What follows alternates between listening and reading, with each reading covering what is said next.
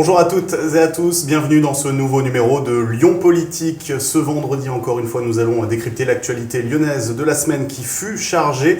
Et autour de la table, nos experts avec tout d'abord Sarah Payon qui fut élue La République En Marche à Lyon. Bonjour Sarah. Bonjour. À vos côtés, Pierre Raymond qui a été élu à la ville et à la métropole de Lyon qui était notamment chargé des mobilités. Bonjour Pierre. Bonjour. Et face à vous, mon confrère Gérard Angel qui dégainera des faits et rien que des faits. Bonjour Gérard. Bonjour à tous. Le sommaire à présent et nous évoquerons durant cette émission les sujets suivants. Le Covid a été, c'est ce qui est arrivé de mieux au président, Bruno Bonnell a-t-il révélé avec cette phrase le cynisme d'une partie de la classe politique. La ZFE a été renforcée, zone à faible émission ou zone à forte exclusion. Le revenu de solidarité jeune, est-ce aux collectivités de se substituer à l'État? Et puis en prévision du conseil municipal de la ville de Lyon de la semaine prochaine, nous vous expliquerons ce qu'est un budget genré. Certains le défendront, d'autres l'attaqueront. Le Covid, c'est ce qui est arrivé de mieux au président. Il s'en trouve renforcé parce qu'il a la confirmation qu'il est sur la voie à suivre. La phrase est signée Bruno Bonnell, député LREM du Rhône, candidat du parti présidentiel aux élections régionales en Auvergne-Rhône-Alpes. Alors dans Libération, il estime donc qu'Emmanuel Macron a pu tirer un avantage de la pandémie. Sarah, vous êtes macroniste, est-ce que vous comprenez, est-ce que vous défendez cette sortie ? Alors moi, je suis allée lire cet article de Libération que je n'avais pas lu, et pour cause, le sujet m'intéressait moyennement. C'était un article intitulé Emmanuel Macron, le variant élyséen. C'était un article qui était consacré à Emmanuel Macron, président de la République. En tant que dirigeant, comment traverse-t-il cette crise? Comment transforme-t-il sa façon de diriger, de présider? C'est pas forcément des sujets qui me passionnent, donc je l'avais pas vu. Et puis j'ai vu effectivement cette phrase sortie de son contexte, je suis allée regarder, et effectivement Bruno Bonnell répond à une question comme d'autres personnalités politiques, d'autres députés, l'entourage du président, François Bayrou, et il fait un commentaire pour expliquer en quoi la crise du Covid a transformé le président de la République pour en faire un meilleur dirigeant. Mais à aucun moment, et c'est ce qu'on pourrait penser quand on isole la phrase, et ce que certains se sont amusés à faire, à aucun moment il se réjouit de cette crise du Covid, personne ne pense ça, personne ne se réjouit des dizaines de milliers de morts, et c'est quelque chose qui a été monté en épingle, comme souvent c'est le cas, notamment à l'arrivée des périodes de campagne électorale. Là c'est le PS qui a ressorti cette phrase, oui. Mais je ne vois pas de quoi non plus pousser les cris qu'ils ont pu pousser, notamment sur les réseaux sociaux. Vous êtes d'accord, Gérard, avec la position que défend Sarah Payon ? Moi, je pense que Bruno Bonnell, il devrait jouer dans le film. C'est pas parce qu'on n'a rien à dire qu'il faut fermer sa gueule. C'est pas la première fois qu'il dit n'importe quoi. C'est, pour moi, caractéristique de ce qui se passe aujourd'hui. Alors, on l'a à La République En Marche, avec des gens qui n'avaient jamais fait de politique, qui se sont retrouvés de but en blanc, propulsés sur le devant de la scène, et qui n'avaient pas un passé militant. Mais vous avez la même chose chez vos amis écologistes, où à côté des militants historiques comme vous qui avez eu un parcours réel, vous avez des gens qui viennent d'arriver et qui disent n'importe quoi. Marine Chastan, dans le 8e arrondissement, qui l'autre jour a expliqué que la culture du viol, elle existait chez les policiers. Pourquoi ces gens-là ne se taisent pas? Eh bien, c'est la même chose. Bruno Bonnell, c'est pas sa première sortie. Vous vous souvenez quand il avait dit ce qu'on dit dans la circonscription, j'en ai rien à foutre. Là aussi, il ferait mieux de se taire. C'est, à mon avis, tout à fait une illustration de la propulsion dans une vague politique, de la propulsion de gens qui n'ont pas de passé, militants, qui n'ont pas de culture politique sur le devant de la scène. Pierre Raymond, c'est à vous de départager. Vous pensez que moi, c'est une bourre? Moi, je ne vais pas départager. Moi, la phrase de Bruno Bonnell, effectivement, sortie de son contexte ou pas, m'intéresse assez peu. Le débat qui serait vraiment intéressant, c'est effectivement comment est-ce que le président a géré la crise du Covid. Ça, c'est vraiment intéressant. On voit bien comment il a essayé de gérer ça tout seul, de tout en haut, sans assez partager avec les collectivités, avec les maires. Dieu sait si ça lui a été reproché, si les gens lui ont demandé. Et il continue à faire tout seul, ou alors à envoyer Castex quand il n'a pas grand-chose à dire. Mais ça, c'est le vrai sujet, c'est de la gestion de cette crise. Le reste, les déclarations de Bonnell, ma foi, ça m'est un peu égal. Alors, Sarah, oui, juste l'enseignement principal de cette mini-polémique, c'est juste que la campagne des régionales est lancée. Je pense que si Bruno Bonnell n'avait pas été tête de liste pour les élections régionales pour La République En Marche, le PS ne se serait pas fendu de cette multiplicité de tweets et de communiqués pour essayer de lancer un peu les choses. Et nous, on y participe d'ailleurs en commentant. On est à quelques mois d'une élection et ce n'est que le début. Alors moi, la question que je vais vous reposer, c'est qu'on a vu qu'effectivement Bruno Bonnell est sans filtre et qu'il a eu plusieurs sorties que certains qualifieront de malheureuses. Est-ce que Bruno Bonnell, au final, ne représente pas, L'anti-langue de bois en politique, est-ce qu'autour de la table, vous n'avez jamais entendu parler des élus sur des sujets en se réjouissant électoralement de malheur ? Là, déjà, je reviens là-dessus, il ne se réjouit pas électoralement. Je peux pas laisser dire ça. Là, pour le coup, c'est pas du tout le sujet de l'article. Effectivement, la phrase sortie du contexte aurait pu laisser penser ça, c'est pas le cas. Moi, j'ai jamais vu ni Bruno Bonnell ni personne se réjouir d'un malheur pour en tirer un profit électoral. Fort heureusement, là, on parlait de cynisme.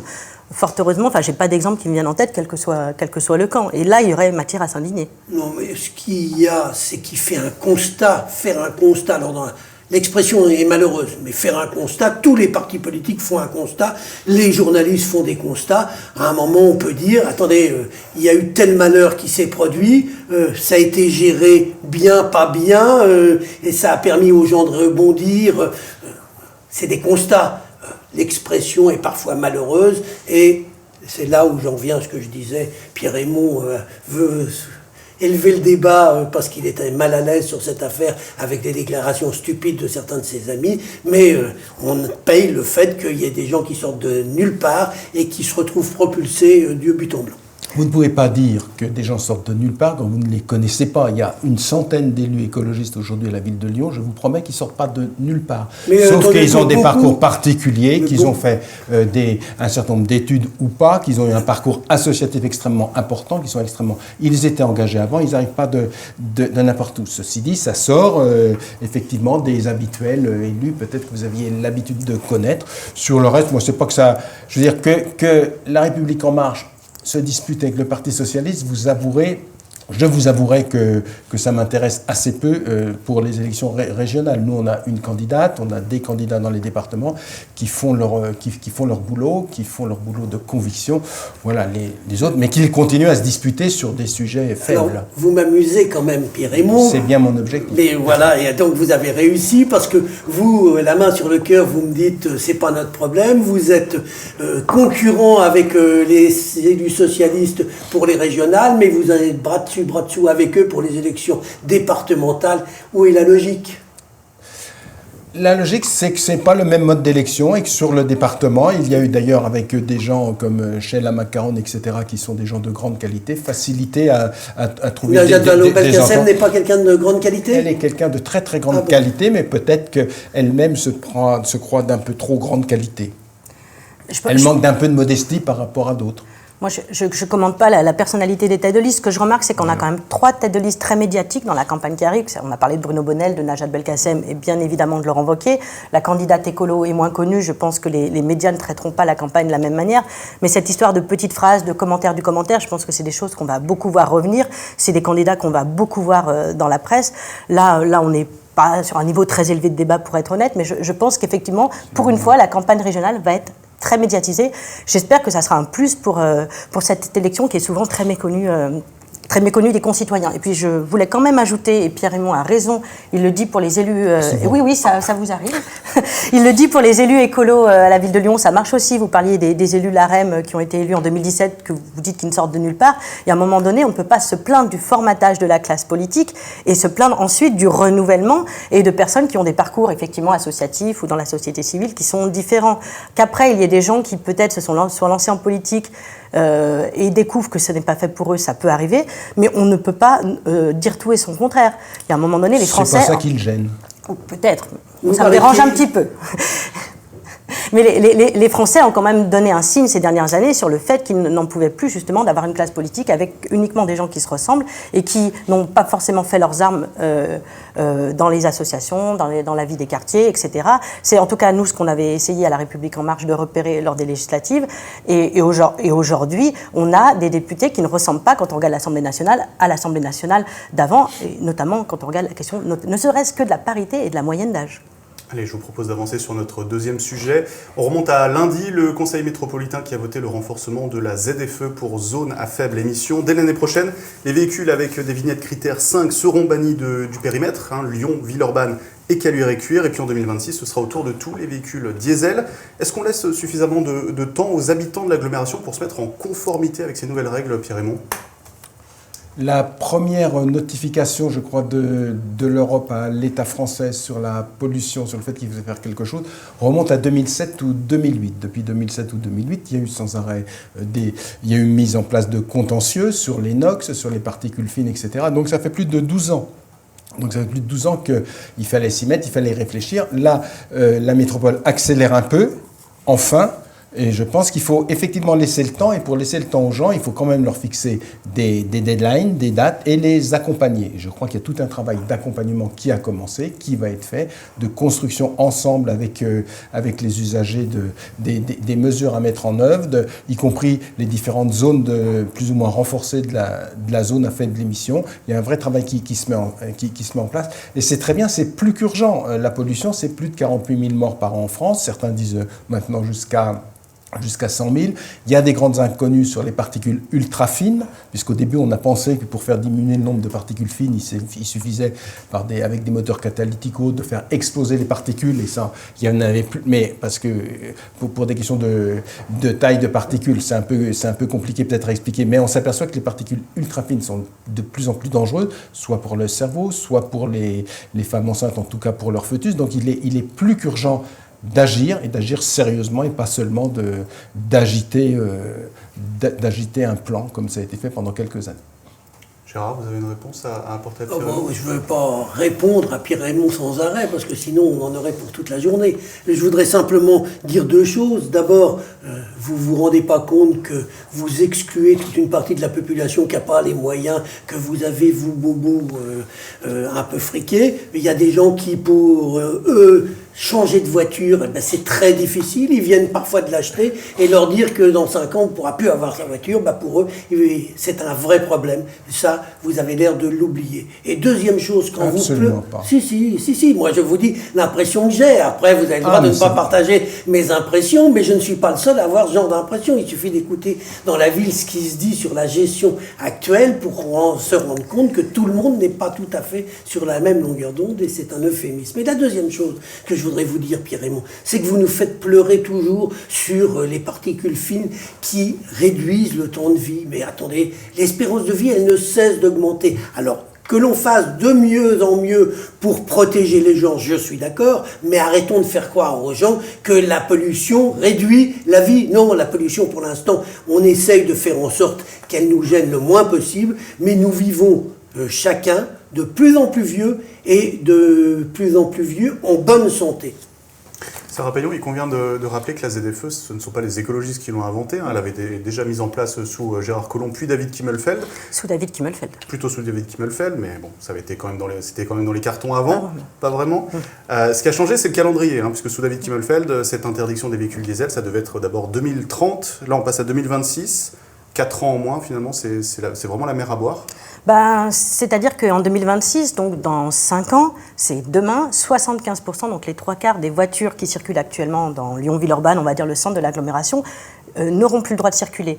Pour vous donner une idée, le taux de renouvellement du parc automobile, c'est de l'ordre de 6-7% par an, en sachant qu'avec la crise du Covid, ça s'est forcément effondré. On ne sait pas ce que ça donnera dans les années à venir. Moi je partage l'objectif de lutte contre la pollution de l'air. Chaque année, Lyon bat des records de pics de pollution. Et puis les voitures, c'est pas uniquement une question de nuisance en termes de pollution, il y a aussi la question des nuisances sonores. Quand on circule dans Lyon, il y a quand même une ville qui demande à être apaisée, c'est la demande des gens, c'est quand même une politique qui est menée depuis 2001, la réduction de la part de la voiture en ville. Pierre Raymond et moi y avons participé chacun dans nos délégations. Il faut poursuivre, il faut amplifier. Moi, je conteste pas ça. Mais par contre, effectivement, il faut accompagner, c'est le mot-clé. Aujourd'hui, le problème de la ZFE telle qu'elle est présentée par la métropole de Lyon, c'est qu'on dit aux gens qu'ils doivent se passer de leur voiture sans forcément leur proposer dans le même calendrier des solutions. Soit des solutions en matière de transport en commun avec un déploiement massif. On ne peut pas, en 5 ans, transformer complètement notre réseau pour permettre aux 3/4 des gens qui prennent aujourd'hui leur voiture de prendre les transports, soit en accompagnant financièrement pour changer de voiture. Et là encore, on dit aux gens qu'on verra ça plus tard. On ne peut pas dire aux gens qu'on crée un problème pour de bonnes raisons, qu'on leur crée un problème, et puis la solution, on verra plus tard. Là, je pense qu'il y a un vrai problème de convergence des calendriers, surtout pour les personnes qui n'ont pas le choix. Moi, personnellement, j'ai pas de voiture, j'en veux pas, mais effectivement, j'ai la chance d'habiter et de pouvoir payer un loyer dans Lyon. Tout le monde ne peut pas se le permettre. J'ai la chance de ne pas avoir d'horaire décalé. Et en général, quand je me déplace, j'ai des transports en commun qui me permettent d'aller aux heures où je veux aller, là où je veux aller. Mais tout le monde n'a pas cette chance. Donc, tant qu'on n'a pas un plan pour avoir des solutions adaptées, parler de contraintes sans solution, c'est à la fois angoissant pour les gens, mais en plus, ça n'est pas réaliste. Ça n'est pas réaliste. Il y a le volet accompagnement qui est encore flou. Il y a une autre donnée sur laquelle les écologistes n'ont pas tranché, c'est le périmètre de la ZFE. Il n'est pas interdit de penser que d'ici 2026, toute la métropole de Lyon puisse passer en ZFE. S'il y a des mesures d'accompagnement qui sont trouvées d'ici là, vous ne serez pas opposé au fait que la ZFE passe sur toute la métropole ? Moi, je ne vois pas comment, alors qu'on n'a pas un mauvais réseau de transport en commun, hein, on peut pas dire ça, mais je ne vois pas comment notre réseau de transport en commun permet ça à cette échéance, honnêtement. Qu'il y ait une extension de la ZFE, ça c'est la concertation qui le dira. Là, pour le coup, m'arrêtez si je dis des bêtises, mais il y a une concertation qui est prévue à ce sujet-là. On verra ce qu'il en sort. Le problème, c'est que on parle des gens qui habitent la métropole, mais rentrent tous les jours dans la métropole aussi des gens qui viennent de plus loin, qui viennent travailler dans la métropole. Est-ce qu'on va consulter ces gens ? Comment est-ce qu'on va faire pour les accompagner également ?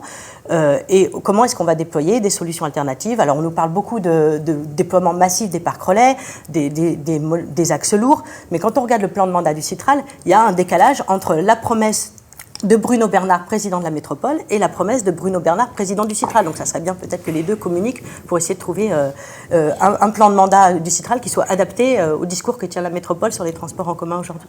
Pierre-Raymond, un mot sur l'extension de la ZFE. À moyen ou à long terme, il faudra qu'on y arrive, selon vous ? Si déjà on a une ZFE efficace sur un premier périmètre, de fait, les effets de cette ZFE n'ont pas lieu qu'à l'intérieur du périmètre, mais bien évidemment à l'extérieur. Les gens qui ne pourront pas rentrer, ils ne vont pas tourner autour et continuer à polluer. Donc il y a forcément des effets bénéfiques là-dessus.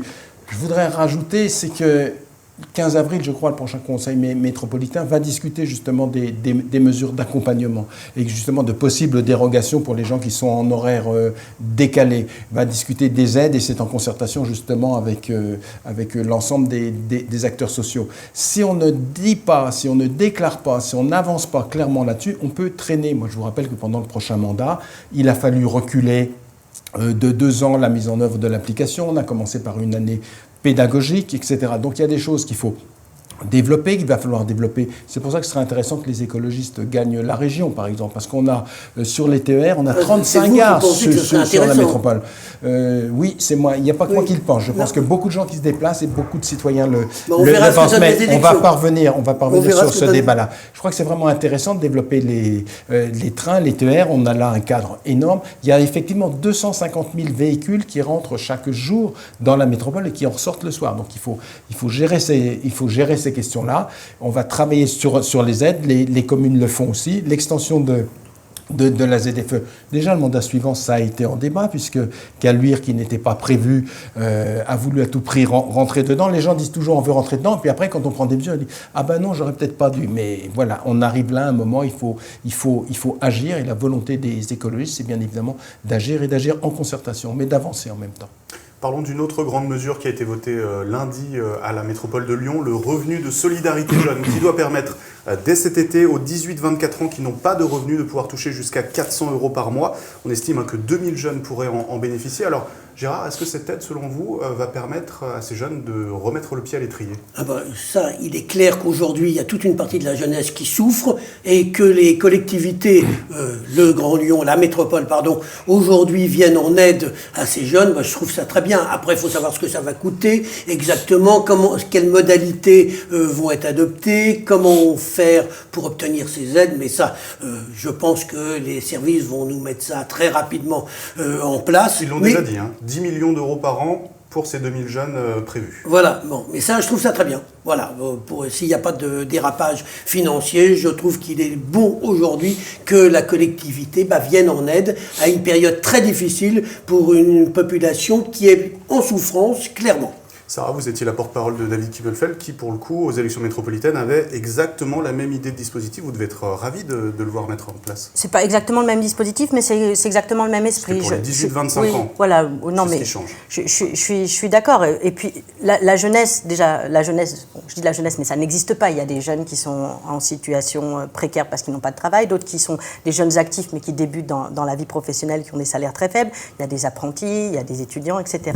C'est effectivement une population qui souffre, mais pas seulement en ce moment, bien sûr en période de crise, mais globalement, en dessous de 25 ans, vous n'avez pas, à ce jour, de revenus, vous n'avez pas le droit au RSA, et si vous ne trouvez pas d'emploi, vous n'avez pas de revenus si vous n'avez pas votre famille qui peut vous aider, et ça, c'est un problème qui est pointé du doigt depuis des années. Mais quand vous dites que les collectivités se substituent à l'État, je ne peux pas vous laisser dire ça, parce qu'il y a un dispositif de l'État qui s'appelle la garantie jeune, qui est à peu près, à quelques détails près, le même dispositif que celui qui est présenté par la métropole de Lyon, c'est-à-dire des jeunes qui ne sont ni en études, ni en formation, ni en emploi, qui n'ont pas de soutien familial et qui peuvent toucher avec l'État jusqu'à près de 500 € par mois. Et c'est ce qui est un peu dommage, parce que ce dispositif de la métropole de Lyon, il est très bien. Le problème, c'est qu'il fait un peu doublon et il n'est pas cumulable. Et il aurait peut-être fallu... Alors, il y a quelques jeunes qui vont pouvoir en bénéficier parce qu'ils ne rentrent pas dans les cases du dispositif de l'État, c'est très bien. Mais je pense qu'il aurait peut-être fallu trouver un dispositif qui permette de mieux combler les trous dans la raquette. Alors peut-être que les choses vont être adaptées, modifiées, etc. Mais je pense que la vraie plus-value de la collectivité, elle est certes dans cet accompagnement-là. Moi, je ne discute pas ce dispositif que je trouve très bien, mais elle est surtout sur le travail sur ce qu'on appelle le non-recours.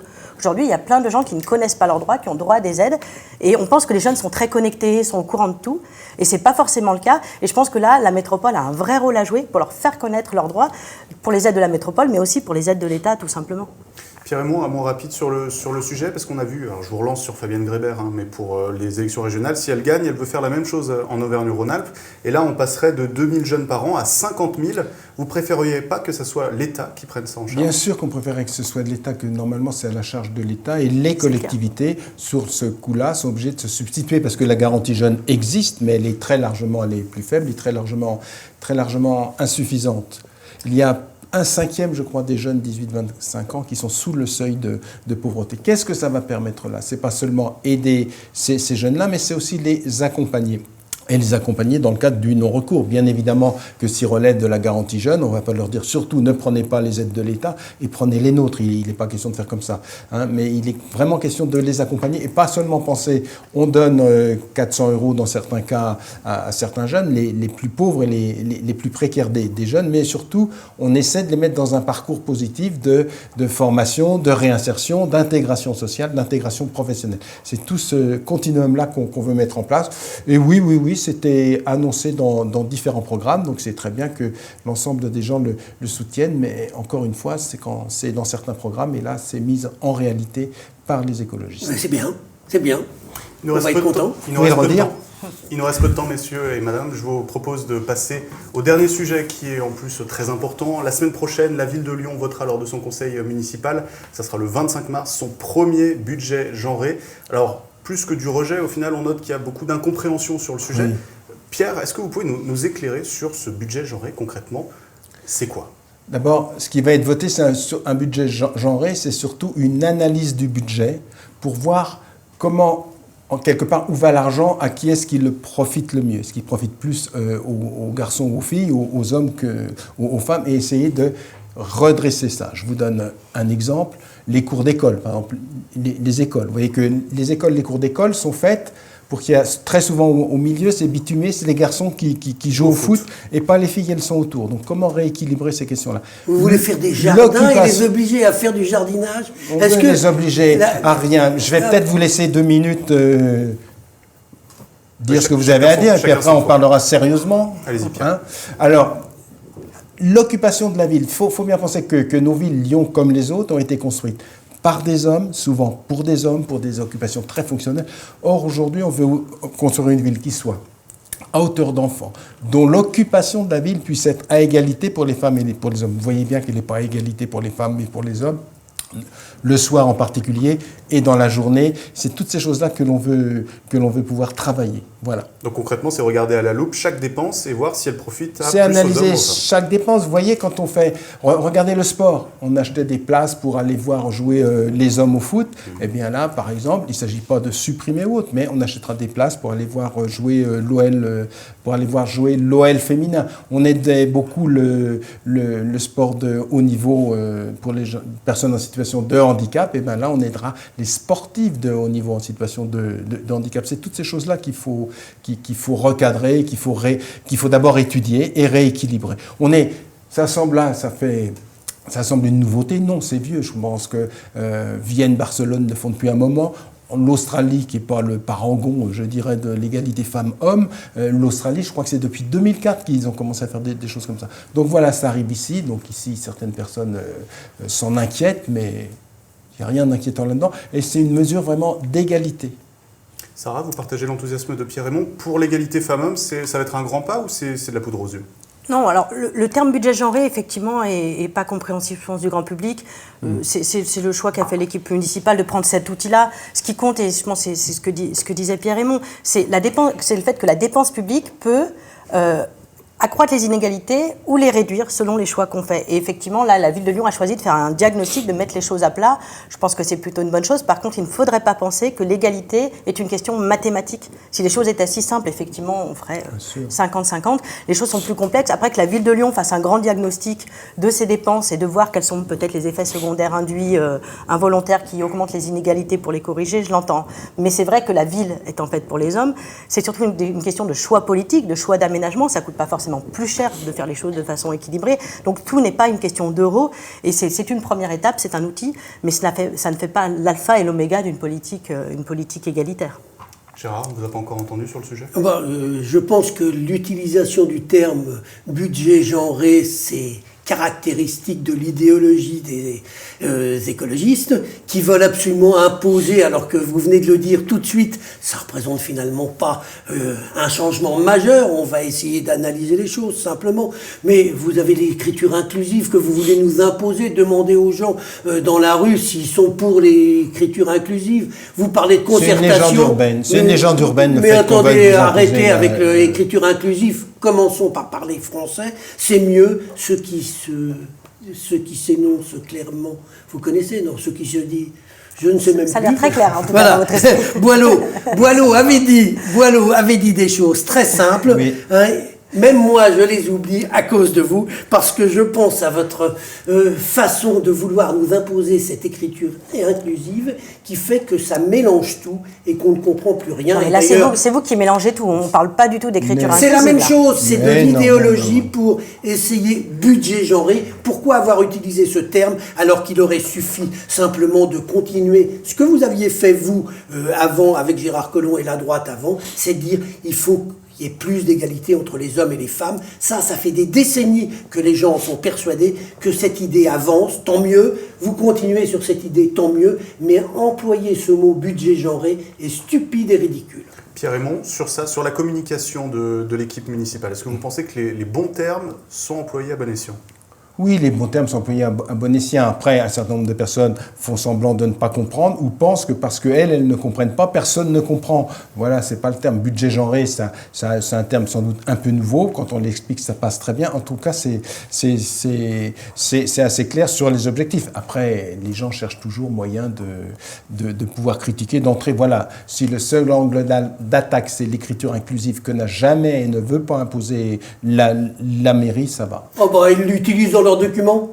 Qu'il l'utilise est une chose, personne ne veut vous l'imposer. Attendez, fait de l'utiliser dans les documents montre bien que vous êtes favorable à cette écriture que refuse la majorité des Lyonnais. C'est assez incroyable de confondre l'idée qu'on puisse être favorable à quelque chose et de dire, puisque vous êtes favorable, vous voulez l'imposer. Non, c'est pas parce qu'on est favorable qu'on veut l'imposer à toute force. Absolument pas.